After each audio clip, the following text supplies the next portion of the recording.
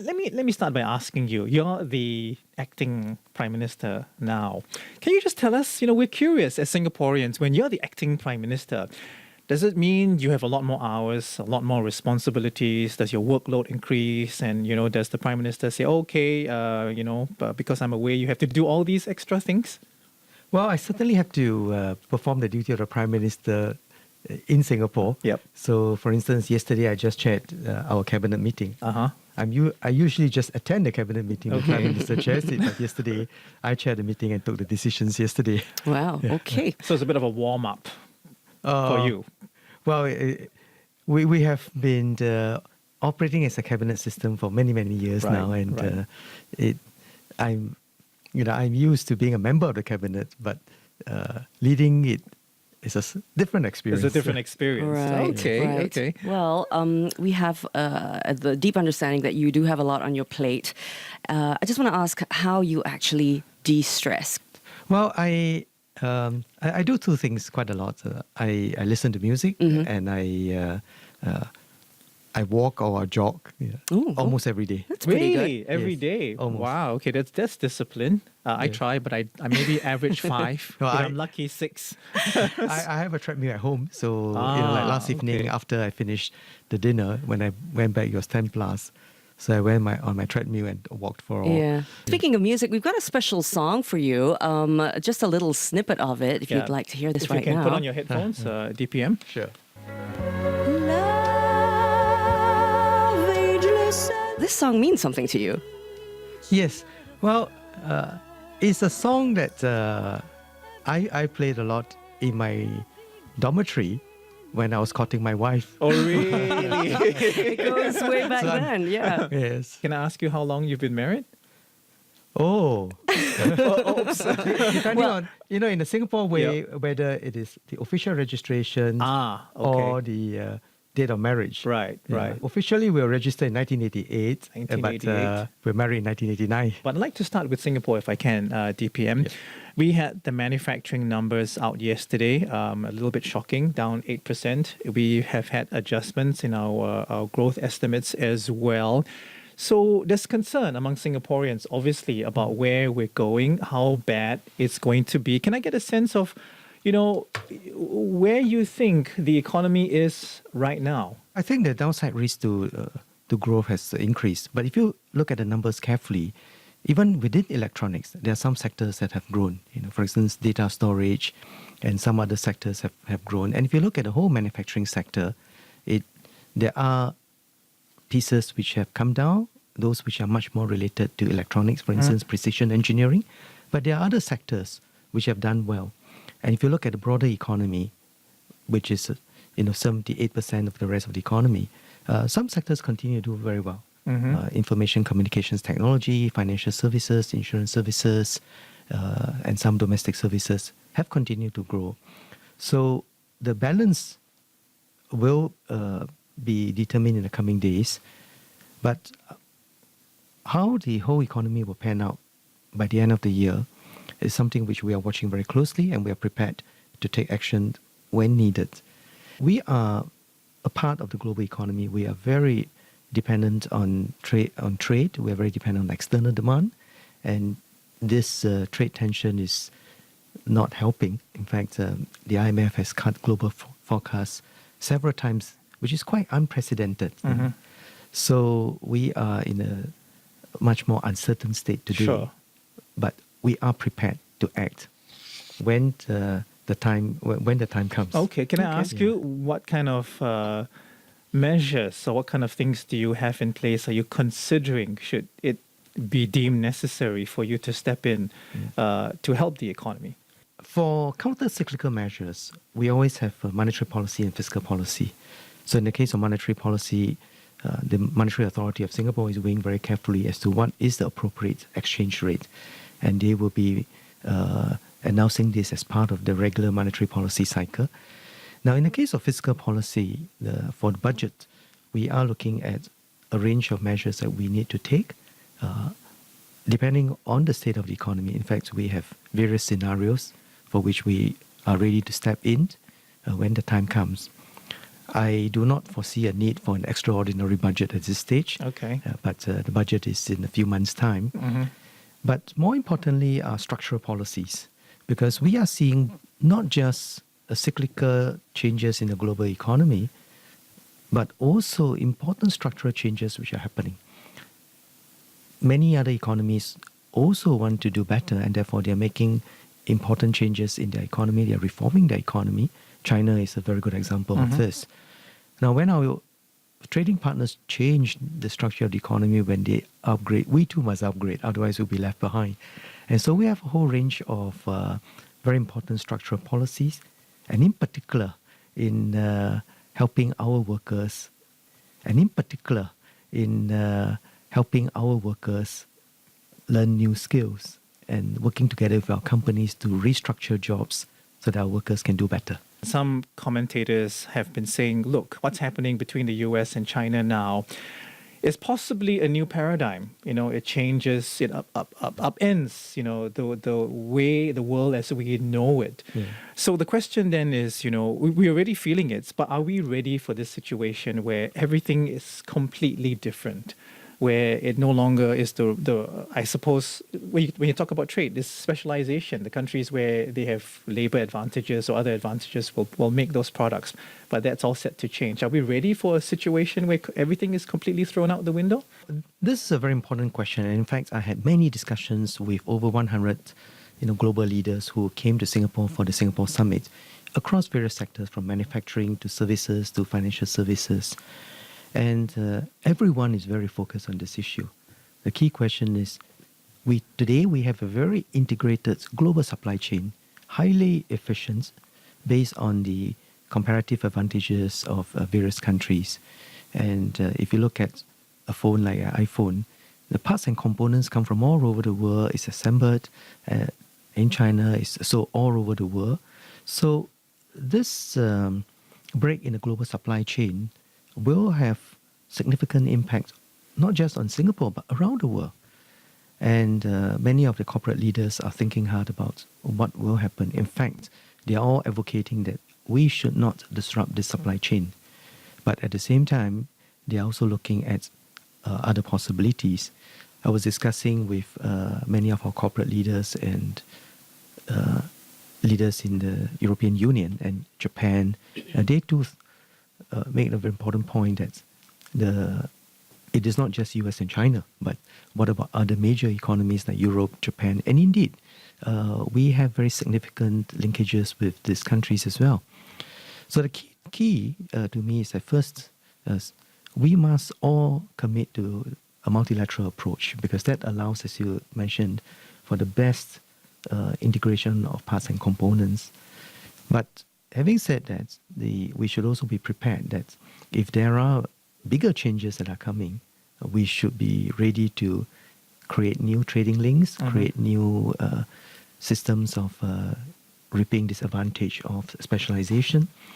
And I'm glad that we have in Singapore, we have over 24 free trade agreements with all major parts of the world: US, China, Japan, India, European Union, that will be coming to force soon. So we are actually quite well linked, and of course, maintaining the centrality of ASEAN is key, because I've been working on this ASEAN economic integration for over 20 years, and I'm very glad to see the progress that we've made. Mr. Heng, let's talk about how this new structure is going to affect the hiring practices here in Singapore and the population here who need to be prepared for it. What's your plan? Well, I would say that the one no regrets measure which every Singaporean would have to take is we have to keep learning new skills, keep learning whether it's hard skills or soft skills, and go into areas for which there are new demands. And at the same time, employers will also need to change their practices and to rethink how they are going to hire. Now, I was at the WSG, Workforce Singapore, just 2 weeks back, speaking to a group of 9 sets of people actually. In every set, we have an employer, an employee, and a career coach. And they were sharing with me very interesting experience of how they found new jobs and they found new hirees. And what struck me a great deal about that was first the willingness on the part of the employee to consider new jobs which they have never considered before and to learn new skills. And they say, well, we just got to be flexible and take it as a challenge. I had a gentleman who said, for 20 over years of my life, I was working happily in this company and have forgotten how to write a CV.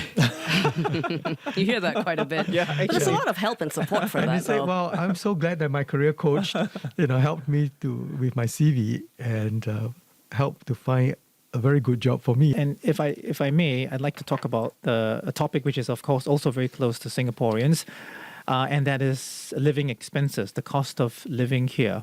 We mentioned this earlier, fears of a recession, but we also know that we do have a GST hike coming up. Right. Not immediately. There's a time frame announced for it between 2021 to 2025, if I'm not wrong. Singaporeans obviously, are concerned very much about this. How would you address and, if you like, reconcile this concern with the need, I guess, to raise revenues as well, for government expenditure? Well, first let me clarify that, we are raising GST not to fund infrastructure spending because I think infrastructure spending, which are long-term, Yep. as much of it ought to be funded by borrowing, by loans, because then that spreads out the funding over a period of time. Now, the most important reason why we need to raise the GST is that we have a growing senior population, and I've had many discussions with Minister Gan Kim Yong on how do we prepare ourselves better for this rising medical expenses. And healthcare expenditure will go up significantly. So Minister Gan himself is doing a lot to help keep Singaporeans healthy. Because healthcare should really be about health, not about sickness. And how we keep ourselves healthy is the most important item that we need to pursue. But at the same time, I think we must accept that from time to time we'll fall sick and we will need medical expenses. And for the government to be able to provide some support, significant support to this is important. So we have the Pioneer Generation Package, we have the Merdeka Generation Package, we have increased the CHAS subsidies, and that has been very helpful. But looking into the future, as our population ages, our expenses on healthcare will continue to rise. Because even today, our restructured hospitals are heavily subsidized. And, new drugs and new treatment methods will be more costly. Now, But let me assure Singaporeans that I will be announcing details that when we do the GST package, when we raise GST, we'll have important, significant offset package to help the Singaporeans cope with the cost of the higher cost. Now, you mentioned about concerns about cost of living. Yep. The three biggest items of expenditure for any Singaporean is housing, education, and healthcare. So I've spoken about healthcare. Now on education, in our schools, it is almost free. Students pay a few dollars of miscellaneous fee. So in our primary and secondary schools, and it's almost free. In our preschool, we've increased subsidies significantly. Prime Minister just announced this. And at the other end of it, on our IHLs, the ITEs, polytechnics, and universities, the fees are kept at an affordable level. But for those who need more help, we have again very significant subsidies. And in the case of university, it could be as low as $2,000, and the polytechnic $150, depending on the income level of the family. So, more than half, so almost 2/3 of students in our IHLs now get subsidy. So you see that and in the case of housing, Minister Lawrence Wong has just announced the enhanced housing grant, and this is on top of the subsidized rates for which flats are sold. So all these are significant measures to reduce the cost of living and help Singaporeans with this. And the changes are such that it is tiered. Right? the lower the income, the greater the support. And this is important because in a case, for instance, in education, we want to make sure that every child has a good start in life regardless of their family circumstances. So those are the specific measures. But on top of that, we have the GST voucher, we have an SNCC rebates to help with the monthly cost. And for the Merdeka generation, the Pioneer generation, they also get a discount when they use their card at shopping malls. Right. We're also working together with companies. That's where I hope that companies can also do more. Just a few weeks back, together with my members of parliament in Tampines, we launched this 100 for 50 program in Tampines, where we partner Sheng Siong. They had a whole group of volunteers, and residents can come and buy these goods. They can buy $100 worth of goods and pay only $50. So, for certain groups which meet the criteria. So these are all very practical measures for us to help in specific instances. Sure. Yeah. There's this time frame of the hike itself, 2021 to 2025. We want to try and understand how you know when it's the good time to actually implement that GST hike. So we are studying this very carefully because it depends on how our expenses go up, how our income are changing. Because I hope there's one aspect for which Singaporeans will appreciate it, which is that I've asked this many times in various quizzes, and I said, what is the single largest source of revenue for the government? Is it personal income tax? Is it corporate income tax? Is it goods and services tax? And or is it some other? Some might joke it's the items? ERP. And in fact, the answer is none of the above. None of the above. The single largest source of revenue now for our budget is the net investment return contributions. And this is 50% of the returns from the reserves. Okay. Now think about it. For a country with no oil, no gas, no minerals, no diamonds, how were we able to have this source of income? And that is because in the earlier years of our development, the economy was growing well, but the government was prudent. So they saved this as reserves for a rainy day. And this has been very well invested by GIC, by Temasek, by MAS. And as a result of which today, the returns, just 50% of this returns is now the single largest source. What it means is that if we had not had this, I would not be talking about GST increasing from 7 to 9. It means that even if I double it to 14, 15, it will still not be enough. Or increasing corporate tax and doubling corporate tax. Or increasing personal income tax and doubling it, and still not enough because it is the single largest source. So it is important for us to think of not just about our generations, but about future generations. We hope that Singapore lasts forever and that our young people here have hope for the future. Have Singaporeans taken to this message and this, impending hike down the road, a few years down the road? Well, do they understand? Are you reaching out, more? How are you reaching out? We are reaching out through various forums to explain why we need to do this. And for instance, the other day I was meeting my residents and I said, well, if you buy $10 of goods, you pay 7 cents of GST. When the GST goes up in a few years' time, you'll pay instead of 7 cents, 9 cents, 2 cents more. I said, how many of you are prepared to pay that? And I tell you the reason why we need to do this, so that we can all take better care of our seniors. And so many hands went up. I was really very encouraged that I think Singaporeans understand why we need to do this. And I said, well, the other option is we go and spend, we go and take a debt and our future generation pay for it. Is that fair? And they say, yes, that's not fair. I mean, we want something better for our future generation. Many countries, instead of planning for the future, they are burdening the future generation. They take on debts which are not sustainable. They spend. The government becomes popular with the people for a while. But the increasing debt burden for future generation is a very big burden.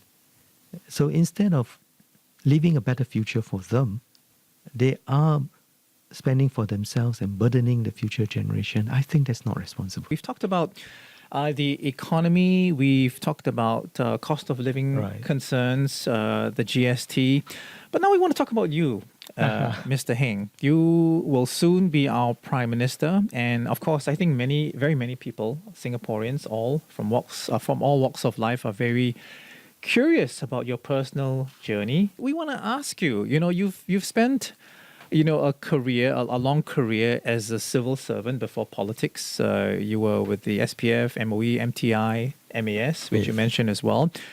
So is there a big takeaway, that one big lesson from this journey that you've made that has served you very well? I think the one big lesson is that we really must have a strong sense of purpose in every job that we do. So when I was in the police, it was really about maintaining law and order, and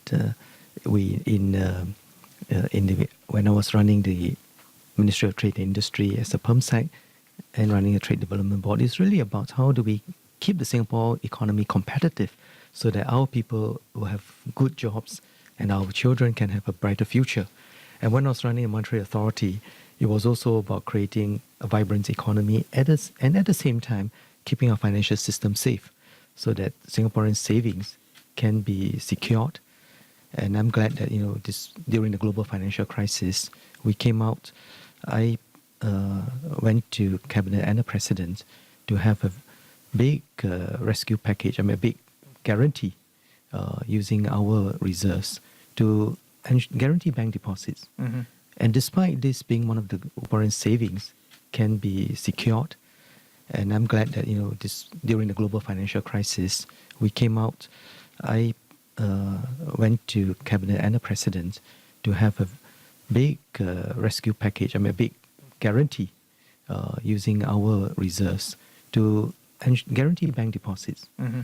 And despite this being one of the worst financial crises in the 20th century, we were able to weather it quite well, and that Singaporean savings were safe, and that we rebounded very strongly after the global financial crisis.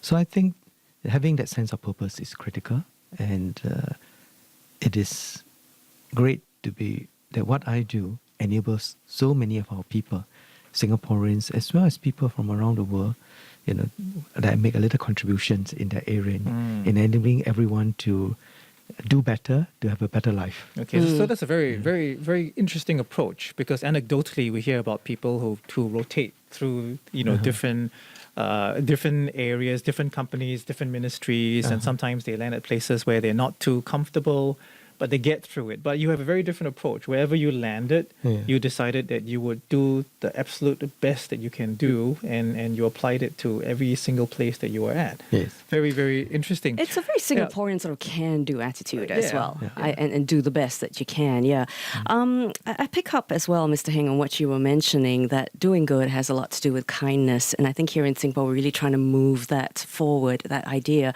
especially corporations, Right. trying to do that as well. Corporate social responsibility programs. You brought something in with you that sort of links with the idea of corporate social responsibility and kindness. Yes. I was at the Enabling Village the other day, Yeah. and this is so I bought this at the arts faculty. They are Okay. made by our students with special needs, and the lady who sold it to me has been working there for 4 years, Catherine Tang. She is an extremely effective salesperson. Okay. So that was wonderful. I really enjoyed my conversation with her. And also, when I was at the Enabling Village and at the arts faculty, they were doing such wonderful work in developing our children and giving them the opportunity to learn new skills, learn to interact with other children. I met several parents as well. In fact, I remember the mom who came and worked together with her daughter, and they said, "Oh, she has improved so much by leaps and bounds in just a few months, and I'm so happy as a mom." I said, "Oh, but it's very nice that you are coming in too to work together with her." I said, "Yes, this is my mom's my responsibility as a mom, and I say, wow, you're a wonderful mom. So I'm very glad to see that there are so many Singaporeans who are very kind. I mean, they do their parts, not just for their own children, but also for others. Yeah. And one of the highlights of my career is really being Minister for Education, because I get to meet so many teachers, and our teachers put so much heart and soul into their work. And that is the reason why our education system is doing so well. Yeah, I can see you're still very passionate Yeah. about that. I have to say, this week, Arnold and I were especially proud that Singapore made its name for multiracialism Yes. over in New York. That's right. The Yes. Prime A Minister. few days ago, yeah. the Prime Minister getting the World Statesman Award. And Yes. we felt that his whole idea of multiracialism, that he described it, really gave a lesson to the world. Singapore being so tiny, but we punched, above our weight for sure. Yes. Multiracialism, do you have any sort of thoughts for that moving forward here in Singapore? Singapore is a very multiracial, multi-religious, multicultural society. The American Pew Research rated us as the most religiously diverse society in the world. And when you think about it, it's quite amazing, right? And we have a very long tradition of this. I went to this diversity gallery in MND building, and it's quite amazing that within a small square kilometer or so of land, we have mosques, we have churches, we have temples, and many visitors were astounded by that. So I think in our society, the pledge that our children take every day, regardless of race, language, or religion, is a very, very important aspect of our society. And let's keep it. We were talking to a law professor, Eugene Tan, and he was also saying that, but we still do need to be aware, be careful. Yes. So that's why we still need to nudge Singaporeans in the right direction, to be accepting of others, not to infringe on their beliefs. Do you feel that's really a very important part of Singapore moving ahead as well? No, it is, because this is always a work in progress. It's never done, and misunderstandings can happen very easily. First and foremost, misunderstanding can happen even between two closest people, between husband and wife, right? But and within the family and so on. But when it takes on a racial or religious dimension, it can be dangerous. So it is important for all our leaders, of whatever race or religion, to promote deeper understanding and to promote a deeper appreciation of the diversity and of the value of that diversity. This is race and religion, and I think we've had some years behind us in this respect.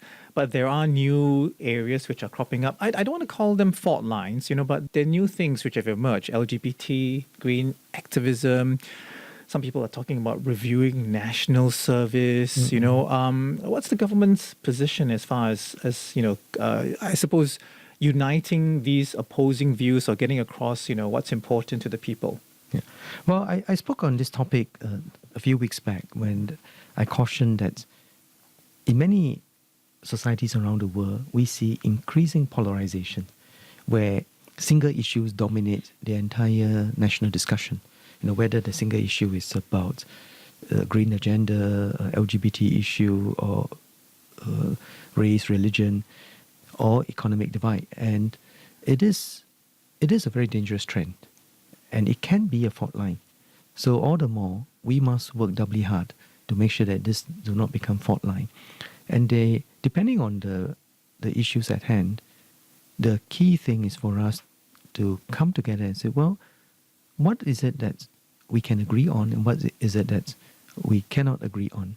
And what is important for every society is look for areas of common interests and common concerns for which we can work together, because by working together, we'll be stronger rather than by working apart. And rather than to spend all our energy fighting and trying to prove to each other that, my religion is right, or my race is superior, or that my view is superior and it's only my agenda or no one else's agenda. I think that is destructive. But if we can come together and say, well, what do we share in common? What is it that we want to do together? We can embark on a common journey. What do you think this kind of leadership is going to be as we develop as a society, as we move ahead? to face this sort of challenges? I think what we need to do is to place a much stronger emphasis on partnership. And this is what I spoke on when I launched the Singapore Together movement. Because by looking at what is it that we all have in common, that we all want to pursue, we can help each other realize our aspirations better. And working together is always better than working alone. And in that way, I think the Singapore society can continue to make significant progress in the years ahead. And this is particularly important at this stage when you have so much global uncertainty. Yeah. You've mentioned your leadership style. You like to talk to a lot of people, find common ground. Let's find out more about your dream team. What are the qualities that you will be looking out for, when you eventually assemble your team, the 4G leaders as they're called? I think we already have a very good team. Many of us have been working closely together over the years now, ever since I entered politics in 2011. But at the same time, I'm hoping to have more to join us. Now, what do I look for? Okay. And first and foremost, of course, is the commitment to Singapore. That everything that we do at the end of the day must be, to advance Singapore, to provide better opportunities for Singaporeans to advance themselves, to have a better life, to realize their potential and fulfill their aspirations. Mm-hmm. So we must work first and foremost with that purpose in mind. And then, of course, I hope that to assemble a diverse group with a wide range of experience in government, in business, in the social sector, for which we can then bring together these different perspectives and to have that ability to implement good policies, to think not just in terms of what happens in the next month, but really think far ahead. How do we want Singapore to be in the next 5 years, 10 years, 20 years, and beyond? So having people who have that long-term orientation, who can think far ahead, and at the same time having the ability to work together with others, with all Singaporeans from all segments of our society. Because I mentioned about this partnership. And it's very important for us to work with leaders in all sectors of our society. I mean, if I give one very specific example, I am now chairing the Future Economy Council, and we have a very nice team of people, in government ministers, officials, as well as business leaders and union leaders. And we are looking at how we can design a strategy and implement a strategy to keep the Singapore economy competitive, to create good jobs for our people. And that's, in turn, many of them had their own trade associations, and they have been doing a lot on their own. Mm-hmm. So I'm very happy, with the Singapore Business Federation, the Chinese Chamber of Commerce, the Malay Chamber of Commerce, Indian Chamber of Commerce, and they've been working very well together with their members. So if we can raise the quality of our leadership in all segments of our society, I think Singapore will be able to face any challenge very well and will continue to make good progress. We understand that Prime Minister Lee Hsien Loong says he's likely to reshuffle cabinet again next year. Right. How do you see this playing out with your vision for the next batch of leaders? In fact, the Prime Minister and I have been discussing some of these issues. We meet very regularly on the key issues that we need to lead on, and he has been sharing quite a lot of his views with me. So we are in discussion. We will, the Prime Minister will make a final decision when the time comes, and he will announce it. But I must say that it is progressing well, and I'm happy with the progress that we are making. So have you decided jointly on when an election GE will be? Well, as the Prime Minister said before, it is coming nearer each day. I think the most important issue that I think we need to address is what are the issues that Singaporeans would like to see, tackled in the coming years. Yes. What is our strategy for taking Singapore forward? It is easy for anybody to say, well, you're not doing enough on this, you're not doing enough on that, and so on and so forth. But I think what we need is constructive politics in Singapore. Right. Which is that I offer this vision of where Singapore is going to go. Yeah. And Singaporeans decide, first and foremost, do I like that? And second, are you able to get it done? You know, because that is key. It's not making empty promises. I have seen elections all over the world, and I'm very saddened by that politicians make promises which they, in the end, are not able to do, or that they have no intention of fulfilling, and that is not right. Right. I'm going to ask you about this often mentioned social compact. You know, I mean, loosely speaking, this is an agreement where, you know, in exchange for good government, jobs, a strong economy, you vote the government in. Are you intending to adjust this social compact with Singaporeans, or have a new social compact, or is this an evolution, a work in progress based on the previous model? Yeah. Well, this will always be a work in progress, because I think as our societies, you know, evolve, as the aspirations of our people evolve, we'll have to make changes in that direction. But I would say that the most important quality of a Singapore society is to stay united. We have to remember that, you know, in the world of you know, almost 200 nations, we are a little red dot. And how will we keep ourselves cohesive, united, is key to our success. If we spend all our energy fighting each other over issues big and small, and fragment our society, we will be overtaken, and we will not have a good future. Bigger nations are having a lot of these problems, and you see that in the way in which politics is so badly polarized, and they cannot even agree on some of the most fundamental things, and this is not good for society. Singapore does not have the luxury of such a wide margin. I mean, they will bounce up and down, but you know, they'll still survive. But Singapore does not have that margin. To take us there, I would like to play a song for you. And this happens to be your favorite one. We sort of started out this hour with it, but let's sort of hear it in full just for you. Barbra Streisand's Evergreen. Can you tell us, you know, who you might want to dedicate this to? I'm guessing already, but why don't you just go ahead and confirm it? Oh, of course, I dedicate this to my wife. Oh, lovely. All right. Well, this one is for you, Mr. Heng. Thank you very much for being here in the studio with us. And of course, we'll hear from Mr. Heng once again shortly when the launching happens here on CNA 938. You're with Arnold Gay and Yasmin Yonkers. Happy Friday.